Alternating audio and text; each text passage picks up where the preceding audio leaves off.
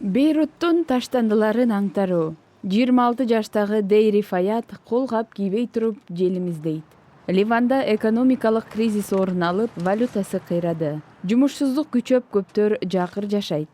Сириялык качкындар эң эле катаал шартта жашап жатат.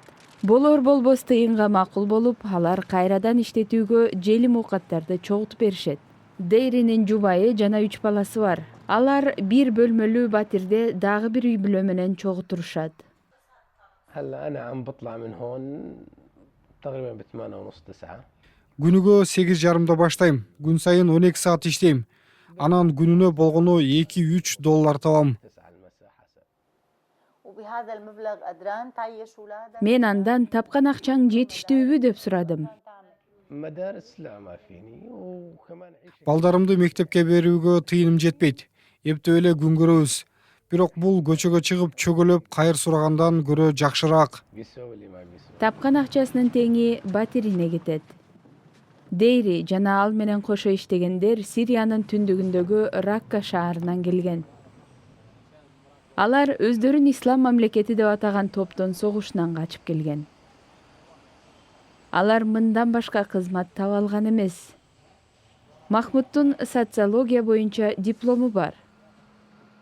Сириялыктар бул жерде өтө төмөн төлөгөн жумуштарда иштейт.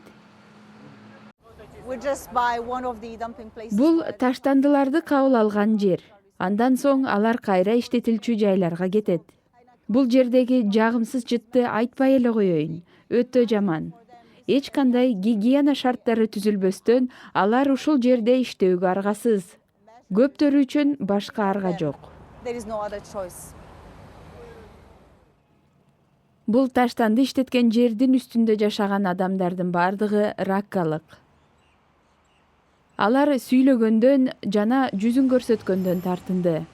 Алар артка Сирияга депортация болуудан коркот. Мындай иште жашы карысы дебей иштей беришет. 11 жаштагы жаш бала да жүрөт. Дейри иш күндөн аягында Амбер аттуу мышык менен ойноп жатты. Кээде ал тапкан тамагы менен ошол мышык менен бөлүшөт. Дейри өлкөдөгү башкалардай эле сириялык же ливандык болобу өлкөдөн чыгып кетүүнү каалайт. Европага барууну кыялданам, деди ал мага. Сириялыктар өздөрүн унутта калгандай сезерин айтышат.